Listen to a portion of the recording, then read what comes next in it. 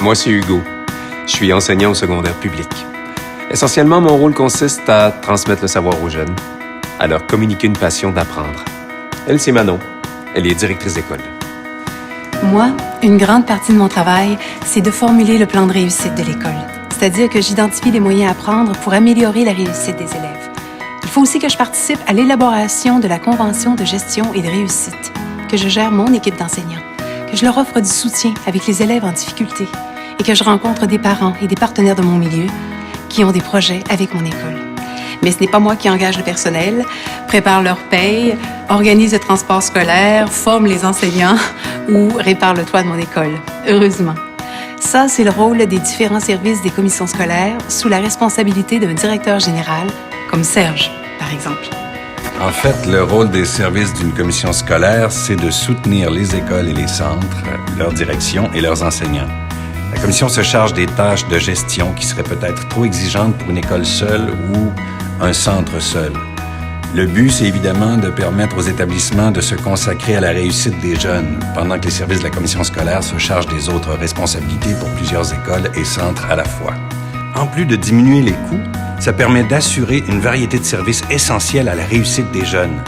On travaille avec des personnes comme Jean-Michel, qui est le directeur du service des ressources humaines, ou Emmanuel, qui est la directrice du service éducatif, ou encore avec le directeur des ressources matérielles et du transport scolaire, ou le directeur de l'informatique. Nous, on s'occupe de tout ce qui est lié au personnel des écoles et des centres de notre commission. Des tâches comme l'embauche du personnel, la répartition, la paye, l'interprétation des conventions collectives, les relations de travail. Des services qui permettent aux centres et aux écoles de se concentrer sur l'enseignement. Aux services informatiques aussi, et au transport scolaire.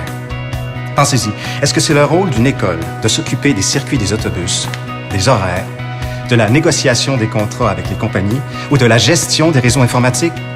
La commission scolaire le fait avec plus d'efficacité et de cohérence parce qu'elle le fait pour plusieurs centres et écoles à la fois. Même chose pour Emmanuel au service éducatif. Nous, on essaie de combler les besoins qui ont une incidence sur la performance et le succès scolaire des élèves. On s'occupe de la formation du personnel enseignant. Nos conseillers pédagogiques développent des outils pour faciliter leurs tâches. On gère avec le souci de répartir équitablement les ressources. Ce sont les mêmes préoccupations qu'ont des commissaires, comme Annie et André.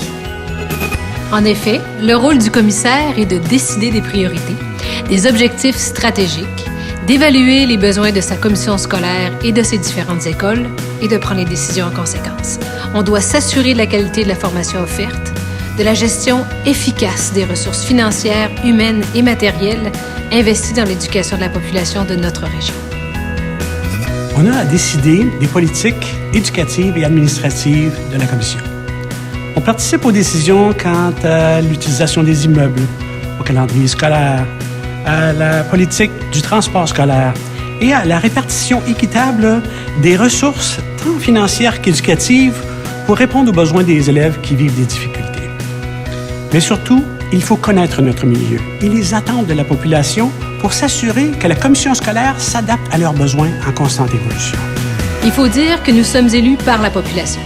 C'est en son nom qu'on s'assure que l'éducation offerte aux jeunes du Québec rencontre les critères de qualité et d'équité auxquels la population est en droit de s'attendre. Dans le fond, ce que la commission scolaire fait, c'est de trouver des façons pour que les enseignants aient les meilleures conditions pour enseigner, que les élèves et la population aient accès aux meilleurs services possibles et que tout le monde ait des chances égales de réussir et d'aller au maximum de son potentiel. Et ça marche. Oui, ça marche. Le système public d'enseignement du Québec se classe 5e parmi les pays de l'OCDE et 1er parmi les pays de la francophonie. Mais au-delà des succès collectifs de notre système public, il y a les succès de chacun qui nous importent.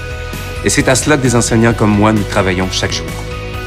On réalise des victoires petites et grandes, en faisant aller plus loin des élèves doués, en donnant la chance d'apprendre et de s'épanouir à des enfants qui n'avaient pas des conditions de départ évidentes, en faisant faire de grands progrès à des élèves qui tiraient de l'arrière, en raccrochant un élève puis un autre, en donnant à tout le monde l'envie de réussir.